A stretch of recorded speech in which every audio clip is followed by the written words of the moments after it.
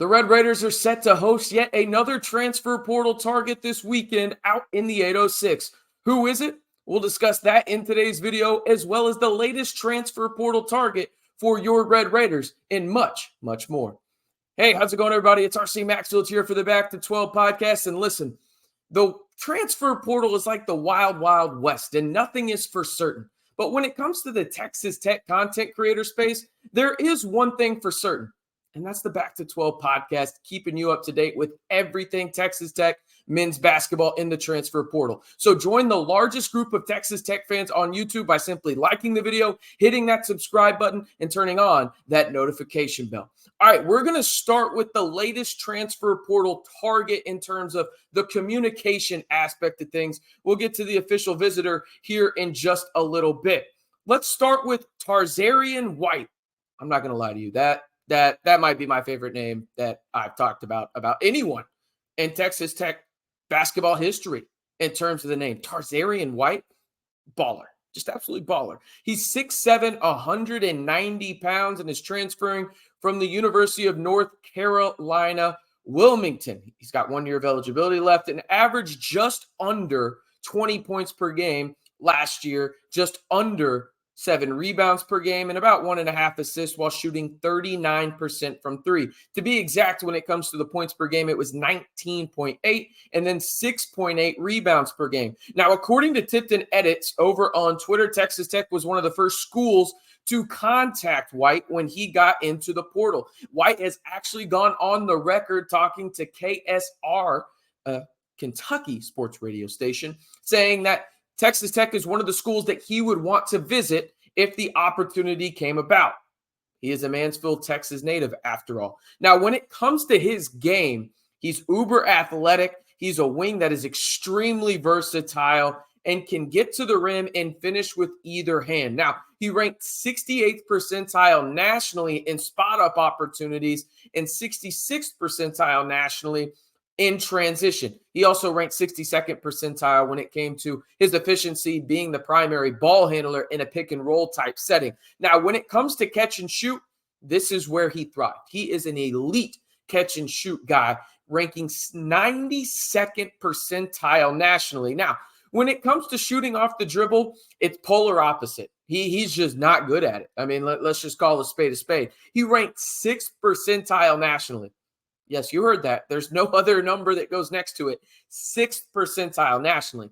But again, he shot 92nd percentile nationally when it came to catch and shoot opportunities. That's really, really good. He's also a really underrated passer, 11% assist rate. Nothing that's going to wow you, but also pretty solid. Now, when it comes to a defender, I just said solid. He's a solid defender as well. Can guard 1 through 3, can guard 4s as well, but can create havoc on smaller guards due to his length. Once again, 6'7", 190, has about a wingspan 6'7", 6'8". Nothing too crazy, but has really active and quick hands. Now, when it comes to what I think about him and really his game overall and how he would fit for the Red Raiders, he's an extremely interesting target, in my opinion, and one that would be a high-level add in the sense of, do I think he would start? Potentially, depending on who else you add in the portal. But I really like him in the sense of being a guy that's almost like Davion Warren. Remember that name when Texas Tech went to the Sweet 16 just a couple years ago. He's that kind of guy, a little bit more length when it comes to White compared to Warren, but I really think he would be a valuable addition to the Red Raiders in the sense that he could come off the bench and be a microwave scorer, provide length, and really limit that drop-off compared to the starters from Texas Tech, potentially, the D5s, the Kevin Overton, Devin Cambridge, whoever it may be. That gap would be significantly less, if any gap at all, if White was open to the opportunity to come in and be that off-the-bench instant scorer type along the likes of, Chance McMillan. All right, let's get into the official visitor, and I'm going to be honest with you guys.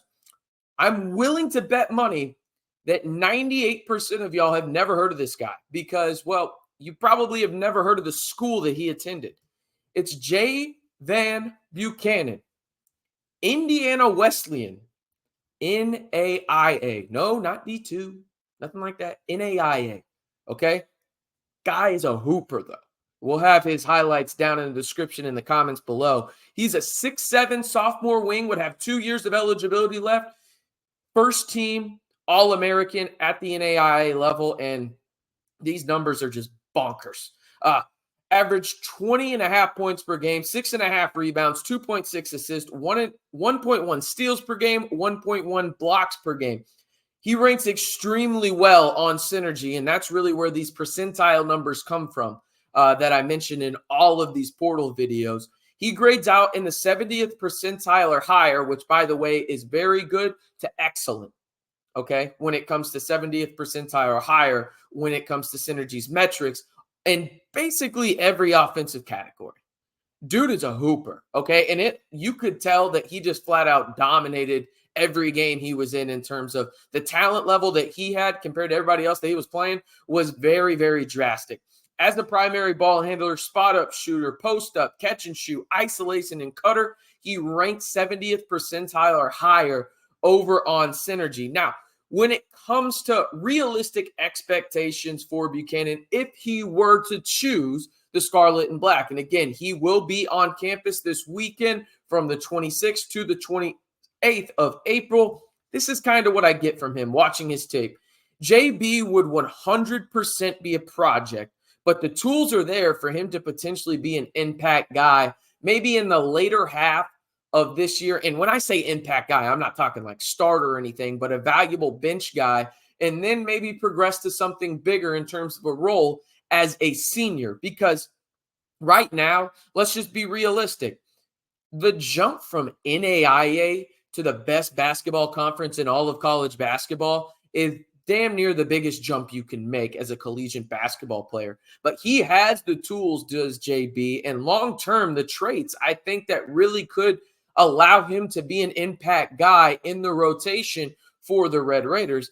Is that what he's looking for out of the portal? I don't know, but it is a good sign that he is currently going to be on campus at the time of this recording during the weekend of April 26th to the 28th. So by the time you hear this video, he's more than likely out in the 806, and Texas Tech is obviously looking to potentially add him to the 2024-2025 roster for year number 2 of Grant McCaslin. But again, the biggest things in this one, JB on campus. Javon Buchanan from Indiana Wesleyan, an NAIA school, a first-teamer at the NAIA level, is on his official visit currently this weekend to the 806. And the latest transfer portal target for the Red Raiders is, well, Trazarien White.